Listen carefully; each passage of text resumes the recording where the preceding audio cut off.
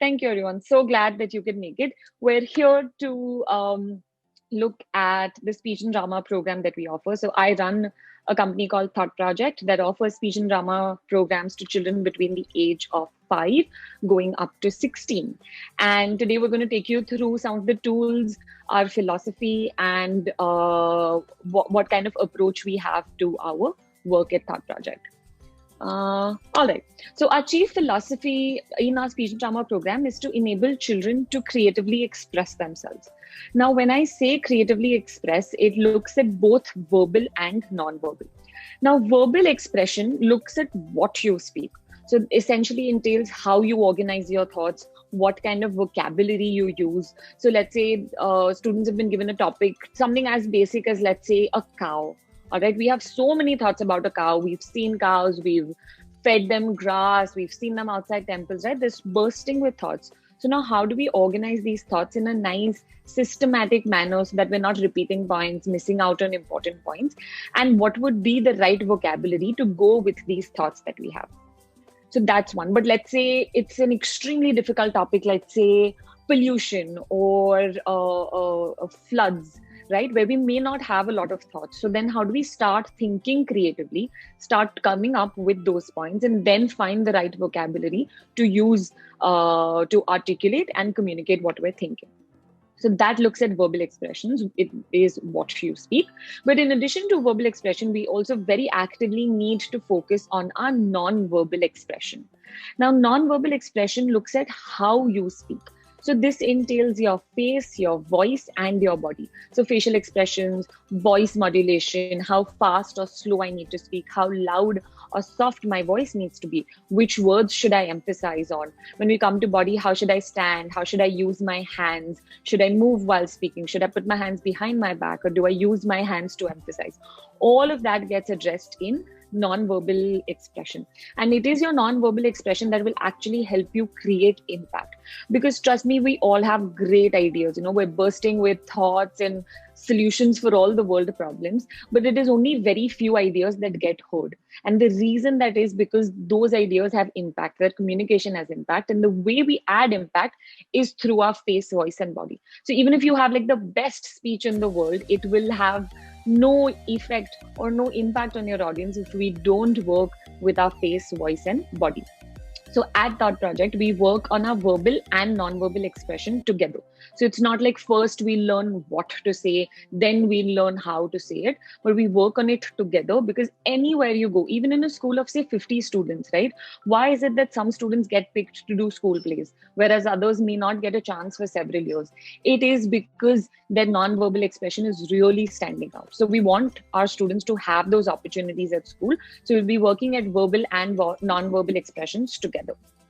Now, there are a lot of words parents have come to us, with a lot of confused expressions saying, what is this speech and drama? What is communication skills? No, I don't want to do speech and drama. I just want to do public speaking. So I thought we'll just use this opportunity to break down each of these terms so that we know exactly what we're signing up. So speech, the word speech addresses verbal communication, what you say, your words, your sentences, your thought process, how you organize these thoughts. And drama looks at the non-verbal expression. So my facial expressions, my voice, how I'm using my hands to talk, all of that comes under drama. Now, speech and drama both then combined can be used a wide variety of things. So when you want to put up a play in school, you want to act on stage, you want to recite a poem. Let's say it's your parents' 25th anniversary and you've had a huge party. You want to make a speech over there. You will need your speech and your drama over there. Let's say you need to convince, you're working in a company and you need to pitch your idea, you need to pitch your thoughts. That will also require speech and drama. So then what is communication skills and what is public speaking? So let me come to public speaking first, right? The closest image we have to public speaking is, somebody on a stage in front of thousands of people with one mic in one hand and a speech in another hand. So that, trust me, is what public speaking is. It's literally speaking to the public. So that can be through a formal speech or through like an informal conversation. But as long as you're speaking to more than 10 people, that constitutes public speaking. Whereas communication skills is anything to do with you talking, you expressing your thoughts, you putting whatever it is that you're thinking out there. So this can be with, say, one person. So today, let's say when your child comes up to you and tells you about how their day at school was, they are engaging in communication skills. When they're going to school and talking about what they did at home to, say, 4 or 5 of their friends, that is communication skills. And it literally means anybody that you're talking to, you are exercising and working upon your communication skills. So I hope this clarifies this big confusion with all these words that we have. And just to also stress further, we work on all 4 aspects here. So we will be addressing public speaking. Communication skills is a constant factor because we're constantly asking them questions, asking them to perform, working with different forms of literature. So all 4 aspects we're working on in our session simultaneously. So what are some of the key skills that we work with? And I've put them all down over here to just show you the vast range of things we're working on all the time. And I'll take you through them one by one. So number 1 here is cultivate listening skills. Now, we strongly believe that to be able to speak well, you need to first listen. Right? When instructions are being given out, when prompts are being given out, when 2 people are conversing with each other, are you able to listen and process what they're saying? So listening skills is a top priority. Post that, we work on building persuasive speeches. Now here, of course, not going up on stage and like talking about climate change, but let's say we're doing a group play. Now there are 5 people, all 5 with different ideas. Are you able to persuade the other 4 people to go ahead with your idea? Are you able to convince them that your idea holds a lot of merit and as a group, you should work on that, right? So we work on building persuasive speeches. Then we come to increasing concentration. Now here, the reason why we put concentration is, of course, we don't do a lot of, say, meditation or something, but what it essentially means is that when you have a larger task, right? When you're given a reading piece, are you able to focus on it and actually understand what the piece is telling you? Are you able to follow it when 10 people are talking and then do a performance based on that? So we focus actively on increasing concentration. Then we come to modulating voice. Now here, this voice modulation becomes extremely important because not everything needs to be said at the same volume. Not everything needs to be said at a fast speed. And not everything, say, needs to be whispered, right? So in what situations, how do we train our voice to understand when to use which voice, first of all, and then be able to effectively deliver those voices gets covered here. Enhance facial expressions. I think this is very self-explanatory, right? Imagine if we're standing on stage, straight-faced or in front of people without any expressions, they will not listen to us. They will not be interested in knowing what we have to say. So facial expressions become very important. And along with this, we also focus on, very importantly, understanding emotions. So anger, sadness, excitement, exhaustion. What are these emotions and how do we then express them? Develop presentation skills. Now, this is extremely important. So let me give you an example to help illustrate better. So the minute we went into lockdown and we had to start online sessions, students were just really harrowed. They were really missing their outside life.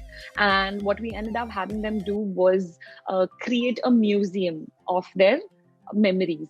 And what they essentially did is they made a PPT, and these are, of course, 10-year-old and above students, but they created a PPT and some of them used charts of pictures from before the lockdown. And they told us exactly what their life was pre-lockdown. So they explained each picture, took us through what their life was, and did a mini pre-lockdown museum presentation for us.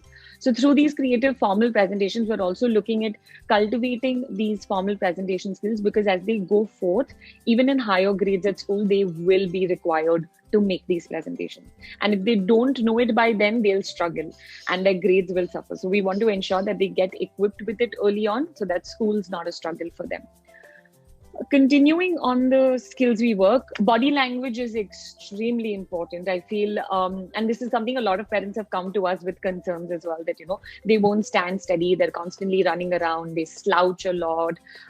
Their hands are all over their place, or they're fidgeting with their clothes. So that's just a small part of body language. But based on different scenarios and requirements, how do we actually use our body to talk well, to talk effectively is something we work on. Social emotional learning is what I did stress upon, is to be able to understand facial expressions. We need to understand emotions and how, which situation will bring in which emotions, and then how do we bring that to the stage. Talk to everyone. I think this is something we really enjoy doing. So we constantly keep putting them in situations where they're required to talk to newer people, newer students, newest absolute strangers. And when you try and have those conversations, you get equipped at holding conversation with absolutely anybody. So when you do go out with them on social occasions, you won't find them standing in a corner not talking to anybody. Or when elders come and ask them how are they and how is school, they won't just zip up. They'll actually be able to hold that conversation with them. Be updated with current affairs. So this we really again strongly stress upon is, I mean, we just don't want to do plays and poems and stories, but also give them an understanding of what's going on around them. So if we are in a pandemic, what is the pandemic? How is it affecting our lives? What is the vaccine? What is going to happen with the vaccine? How do we work with that? Of course, not in a lecture. We don't want to sit and tell them like 10 things of what has happened, but actually hold like a discussion where they're telling us what they know about the situation. So we've actually had conversations on rights, and these are again 5 to 6 year olds who've had conversations on the Pulwama attacks, the corona pandemic, when there was a huge fire that happened in Lower Parel a couple of years back. We actually not just had a conversation, but did a play about it as well to raise awareness on how to prevent fires and not injure people. So we'll constantly be working with those current affairs as well. And last but not the least is build oratory skills. So oratory skills is essentially the skills you require when you're reciting poems and taking part in debates. So particularly when there are arguments, when you're required to make long speeches, all of that gets covered under oratory skills. But how do we work on these things? I told you our philosophy, I told you the skills we covered. So what I want to do next is take you through some of the tools that we work with in our sessions. So first up, the biggest tool that we work with is theater, because in our experience over the past 7 years, we found that through plays, through theater, either scripted or improv plays, which we work upon in class itself, are some of the most effective forms of performance for children. So theater is a big, in fact, in the lockdown, we've staged 8 plays with children as young as 5 going up to 16. And we've done it entirely online, right? With costumes and music and, using Zoom very effectively with the screen on, screen off option and doing entries and exits. So all of that was done in the online, but offline as well. We've done plays in the park. We've also done street plays in Worli. So we've done a street play in Worli with over 400 people watching our students do a play. So theater is one of the biggest tools we work with. Another tool that we use is role play, and that is used a lot to boost their communication skills. So we try and take up different imaginary characters and build speeches, build sketches for them, use a whole lot of other performance avenues to work with role play. Puppets are again a huge student favorite, and I feel like every month there's this one request like, okay, let's bring out the puppets, let's do something with the puppets. So we'll use finger puppets, we'll use hand puppets, and we also use string puppets, but they're all graded for different ages. So for 5-year-olds, we start with finger puppets, and then gradually each term we move on to slightly more complex puppets, so that their voices really get enhanced there, because your face is not seen at all. So all the expression, all the communication has to happen through the voices. So we actively use puppetry to teach voice modulation. Reading is a huge focus area for us as well. And of course, it depends on whether the child is able to read, because few students are just beginning to read at the age of 5. Few have already read a couple of books. So based on the group skill level, we'll design either reading activities or image-based activities to boost their communication and word recognition. Elocution is again something we work with. So elocution is the art of reciting poetry, and I'm sure in the next 5-6 months, most of you will be getting circulars from school that state elocution competition in school. Please prepare a poem on so and so and send the child. So when that happens, I assure you the students will be trained for it. And number 2, we will help you also with locating the piece, what training, how to recite that poem. All of that training we will do from our end, provided of course you give us at least a week's advance notice so we can start locating the pieces and designing their training as well. So elocution is a big focus. Coming to movement, so the biggest USP of the work that we do is that you'll never find the students just sitting. We're constantly moving, constantly walking around, bringing in, our whole body to figure out different forms of expression and not just sitting, because I feel we're constantly sitting otherwise. So we've always got them on their feet, moving and shaking. And at any point you'll enter a session, you'll see us all engaged in some kind of movement. In addition to that, storytelling is something we use and actively to communicate our experiences, but also build on imagination. So storytelling, not just through voice, but also bringing in, again, gestures and movement to communicate and learn to tell stories better. Creative writing is something that gets added on to subsequent years, not at this age, certainly, because I feel they're just learning to recognize words. But once students aged 8+, we also work with them on creative writing, getting them to start constructing smaller stories, moving on to bigger ones, to also then looking at non-story based creative writing platforms. And sorry, one second.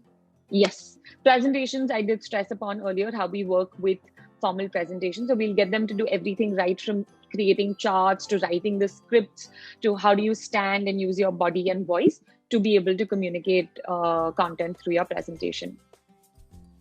And the games are a huge part of the work we do. We love playing games, but they're all word-based, vocabulary building, thought building games that we use in our sessions.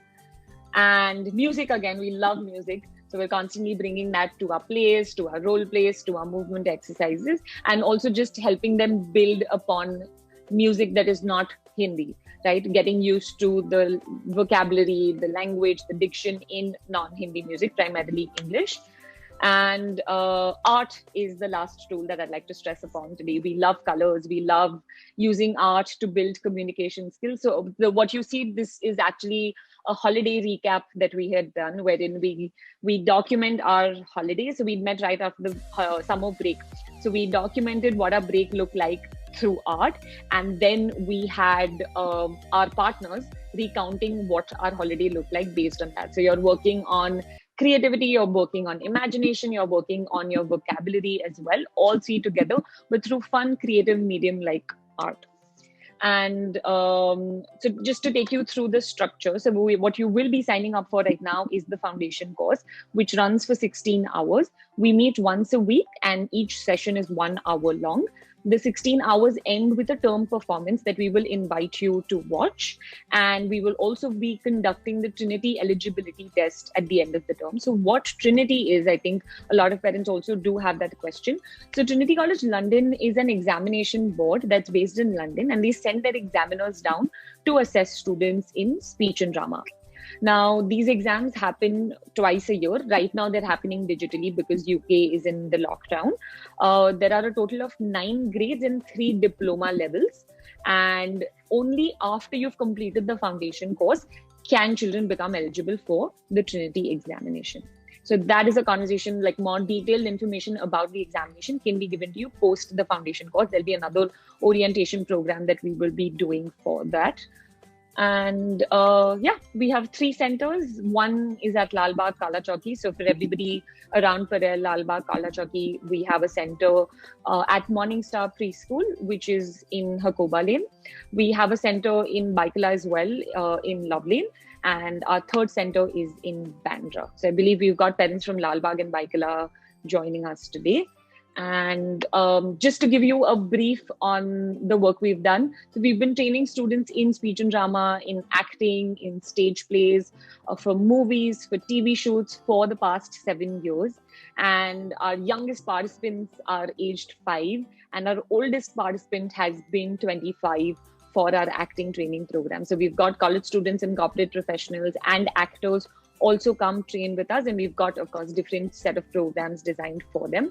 And so far we have had the absolute fortune of working with over 3,000 children all across India, and we worked with them both in online and offline formats. And I really do hope I get to meet all the children who've joined us today for this presentation.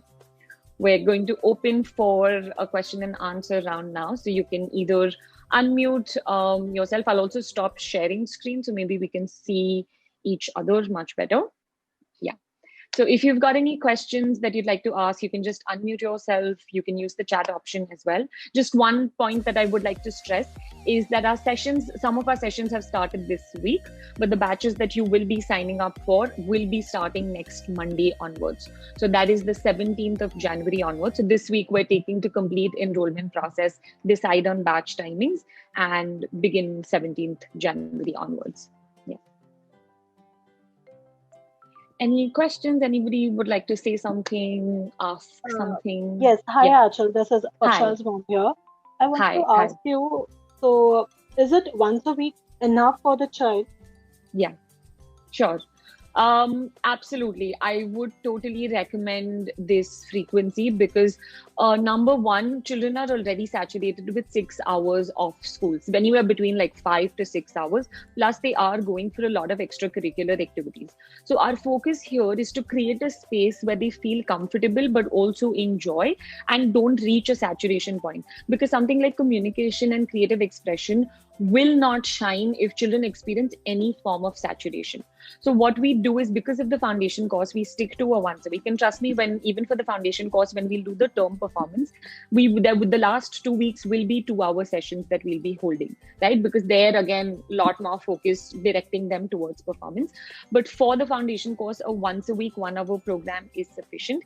As we move for Trinity College examination training as well, there will be added sessions for those. So which is why we don't want them to hit saturation in the foundation course, because then their desire to engage further will get limited. So trust me, over the past 7 years. So basically, what is this foundation course you mean to say? I mean, like, I'm a bit confused between the foundation course and the Trinity course. Trinity course is anyways our child is not eligible, correct? Right. I'm talking about the age group 5 to 6. Yes, sure. So let me just quickly go back to, so the foundation course is the training course that we offer, that we'll be working on all the skills that I shared using all the tools that we covered, right? Trinity College London is an examination. Now, this is entirely optional, right? You don't have to take the exam, but it's an international qualification. So a lot of parents do want that kind of certification for their children. So we offer the option of either doing the Trinity exam or moving on to the next course. So that conversation we will have at the end of the foundation course. So once you've spent 16 hours training with us, we worked on developing basic communication and expression skills with you. We'll give you the option of either signing up for the Trinity exam that will lead you to apply all the skills you've learned in our foundation course. You'll apply all those skills, plus you get internationally certified. And this certification is eligible across universities. So we've had students who've taken the advanced course exams with us and are in, and I'm serious when I say that they're in universities like Princeton and Oxford and Harvard. In fact, we just got a call a couple of months back saying one of our diploma students got into Harvard and they wrote an entire essay on their Trinity training process with us, right? So this is an examination that is held by Trinity, and we will train you for the exam.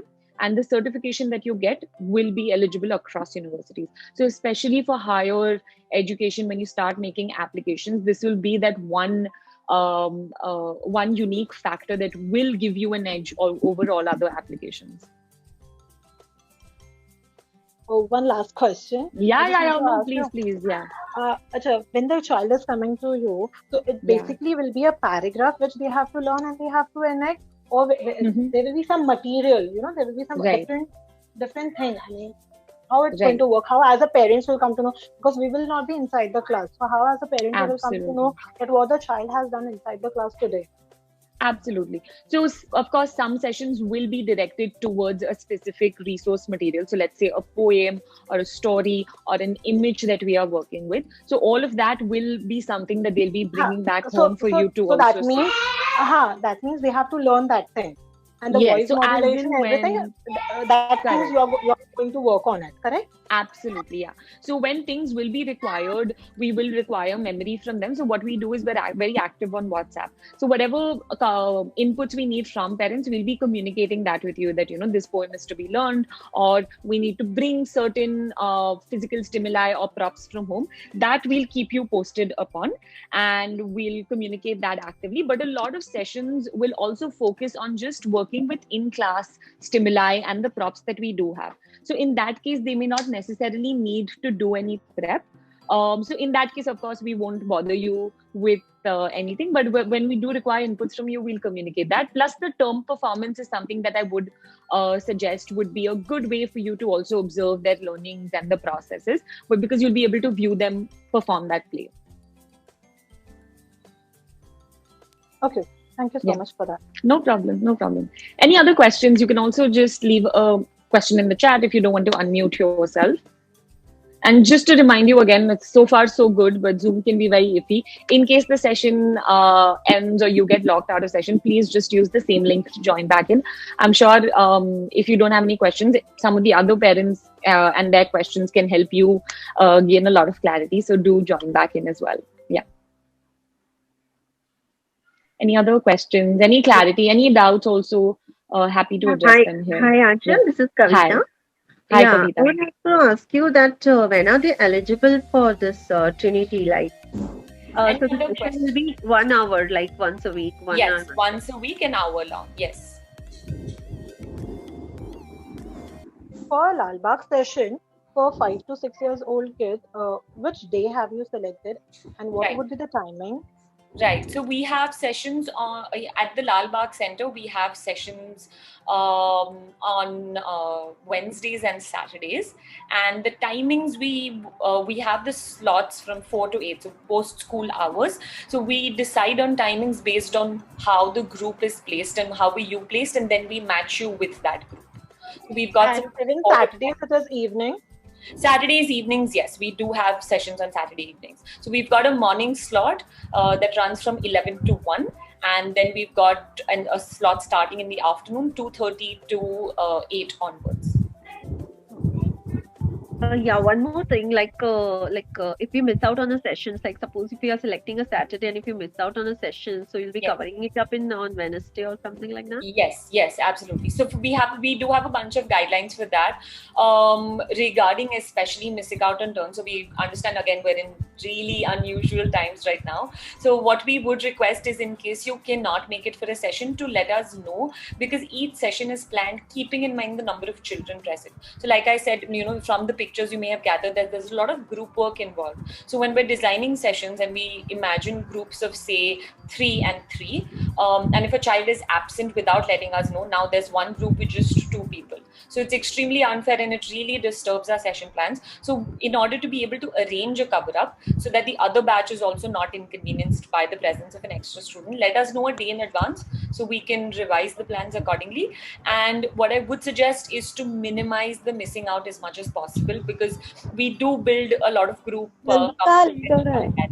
so unless absolutely essential, I wouldn't recommend doing the whole batch jumping thing in case of missing out.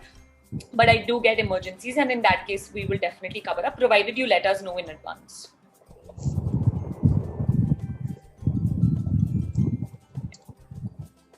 And for anybody who missed out on some parts of the session, I have recorded it. So what I will do is I'll just make the recording available for you to view. So in case, if you don't have a question right now and it occurs later, you can also just view the recording. And if you do know anybody from the WhatsApp groups who wasn't able to attend today, just also please share that link for the recording with them. I think it'll be very helpful for them to just understand the process as well. Hi, Archa. The session was very good today. Thank you. I just wanted to ask you when we can come and meet you in person. Sure. So the reason why we also did this today is because we've had people from both centers today. So I will be available at the Baikala Center. Sorry, Meghna, can I ask you which? Lal Bagh. I'll be available at the Lal Bagh Center on Saturday. On Saturday at 12:45 to 1:15 I'll be present. And I need to call you before. Yes, it'll be best if you can give me a call, but I will be present over there in any case. So you can also just drop me a message so I know that I don't schedule another meeting for them. 12:45 to 1:45. Any other timing in the afternoons is it possible? In afternoon, okay. So Meghna, let me just then, if you can just drop me a message, I'll get a meeting scheduled with you. Okay, that would be nice. We can have this kind of personal meeting if we have group of moms coming and want to talk with you. Okay. Absolutely, sure. Oh, yeah. But I would suggest that we wrap it up in this week so that we can start the sessions 17th Jan onwards. That is absolutely. Yeah. Okay. Acharya, Khushbu here. Hi. Hi, Khushbu. Yes, so my daughter is really very shy. Okay. She doesn't start conversation very easily. She needs time. So do you think how many sessions will she be able to start from first session? Will she be able to speak? Right. So, Khushbu, thank you for asking that question. It's really interesting because I do know a lot of parents sharing this concern of children feeling shy and not being able to express. So I'm quickly going to share a story here. And to answer your question about timeline and how unique it can be for everyone. So we had a student who joined us at the age of 5.5, 6. And she, again, extremely shy. And this is something the parent had flagged for us. But the scale, the amount of shyness is not something we'd anticipated. So what would end up happening is that every time we had a solo performance, so she'd do well in group performances, but every time we had a solo performance or, in a group discussion, I'd ask her for her thoughts and opinions. She'd end up breaking down. She'll cry. She would get so nervous that she would just cry. And of course, we understand that just speaking up in front of people can be very, very scary. So we'd always then give her that option that, okay, no problem, you can tell us at the end of the class if that makes you comfortable. And she'd have thoughts. She would have a lot of thoughts, and she'd come back at the end of class, tell me everything that she was thinking of, do her performances as well. And this went on for about 4 months, 5 months that we were there. And I was constantly in touch with her mother, and the mother did say that please take as much time as you want, because this is something that even her school teachers have flagged with me. And then after about the first 5 months, after we'd done a lot of group work and solo work, and basically just given enough training, but also validation. So the reason why children are also shy is because nobody's ever taught them how to speak, and they've never got that kind of validation of feedback that them what is working, what is not working. So after we'd done about 5-6 months of that, I got a call from the mother saying she'd got a call from the school teacher that they had a test in there, like a storytelling test. And the student didn't inform the mother, but in fact used the story that we'd worked on in class in one of the earlier sessions, did the story performance in class and scored a 19.5 out of 20. And the school teacher called the mother saying, how did this happen and what changed? And the mother called me asking what changed. And I did tell her that number one, it was your patience and faith in us, but also the fact that the training plus that feedback becomes really important. So I'm not sure, and trust me, I cannot tell you how much time it will take. Sometimes we've had children open up in 1 month. Within 4 sessions, they've been able to really speak up. For some, it's taken a little longer. So what I would suggest is be patient, because this is something so internal. We're not telling them to just memorize a poem and come recite it and okay, boom, done, you're confident now. It literally comes into every aspect of their life. So it does take change. Anywhere between, I would say, 2 to 6 months is something I would suggest that something like this would take. Okay. Thank you. Yeah. No problem.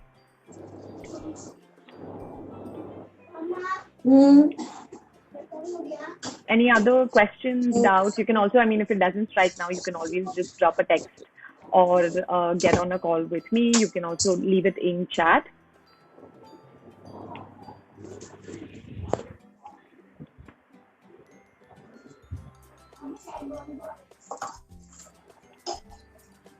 All right, I think that's about it then. Okay, so thank you everyone for joining in. I hope I've been able to address most of your questions, and the presentation itself did address most of your doubts, did help you get some clarity. And although this was stated in the group, these sessions will be offline in smaller groups. to practice as much distancing as we can. And we will be taking temperature checks and ensuring that, in case a child is unwell, we would urge you to not send them to the session. And don't worry, in those cases, it is our responsibility to A, catch them up with the syllabus, B, cover up the sessions that they have missed. So do not ever shy away from letting us know if a child is feeling unwell. And I will take up further communication on the regarding the batches and days and timings on the group, if that's okay with everyone, because I feel like we'll have the smaller groups over there and it'll be easier to organize and sort out the days. So thank you, everyone. I will make the recording available by the end of the day.